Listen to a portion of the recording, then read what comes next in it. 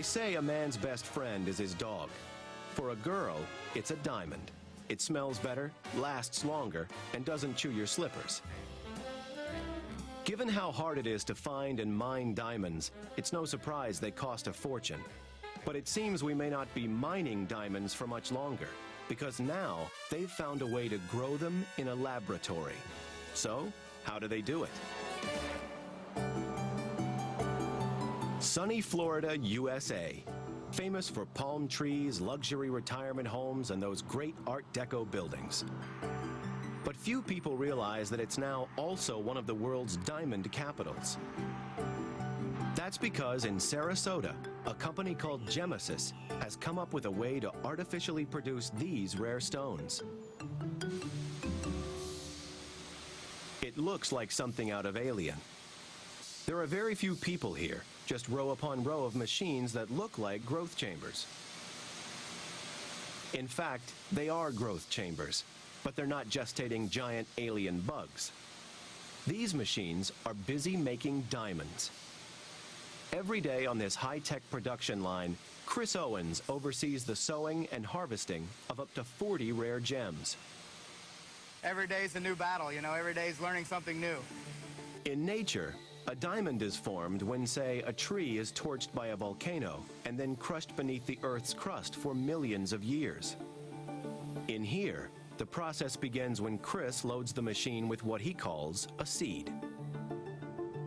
This seed is actually itself a tiny diamond, and it's placed in a capsule containing graphite.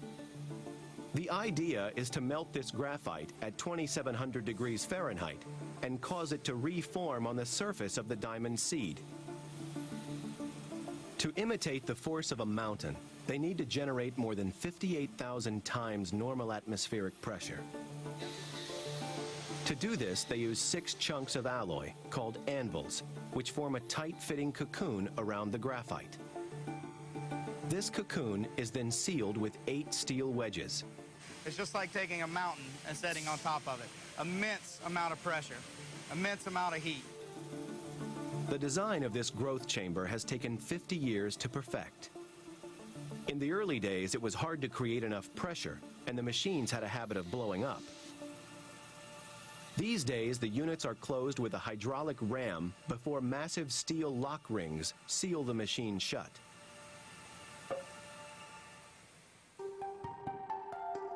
As the pressure and temperature builds up inside, the graphite begins to melt, turning it into a superheated liquid. Carbon atoms then begin to attach themselves to the diamond seed, gradually building up on its surface layer by layer. It's a slow process. It's also hit or miss. Not every seed will turn into a proper diamond. One thing missed and we have no diamond. And the machine will run just the same for 4 days. We'll unload it, empty, nothing. 4 days later, it's time to harvest the diamonds, and Chris carefully opens each machine. To find out whether it's worked, they need to remove the casing. First, the outer ceramic layer is simply broken away with a gentle tap from a hammer.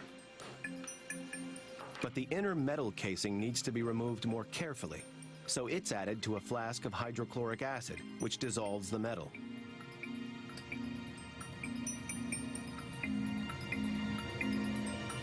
After 5 hours in the acid, the metal capsule has been eaten away. This one is a success. In only 4 days, the graphite has been transformed into a diamond. Gemesis specializes in producing yellow diamonds, which are highly valued on the market. Each one is carefully weighed, checked for flaws and clarity, and added to the pile, which is shipped every week to New York. Every year, billions of dollars worth of diamonds arrive here in Manhattan to be cut, graded, and sold. But cutting a diamond is no easy task. It is, after all, the single hardest natural substance there is. So to cut a diamond, you need a diamond. This time in the form of a powder, which is used to coat these turntables. It's a highly skilled job, And here at Solara, they spend days working on each stone. They want to produce a symmetrical stone, but they don't want to cut too much away, and they can't cut against the grain. So each diamond has to be cut into a slightly different shape.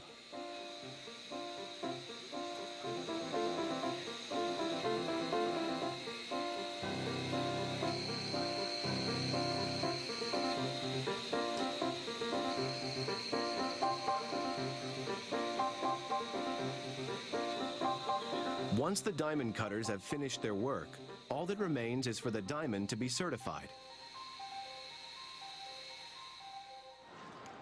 That happens here, at the International Gemological Institute.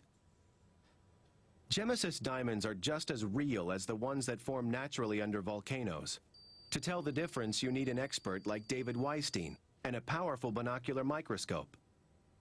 So, how does he tell them apart? The color in the stone, being a very intense orange, tells me that this is likely to be a laboratory-grown stone, and the microscope allows me to see the microscopic characteristics inside that help me identify it. To confirm their origin, all lab-grown diamonds over 1/4 carat are etched with a laser. With this little bit of handiwork complete, the finished stone is ready to burn a hole in the pocket of some guy and to decorate the finger of some doll. But what takes nature several million years now takes modern science just 4 days. These man-made diamonds cost about 1/4 the price of the regular kind. Not that there's any need to tell your special lady.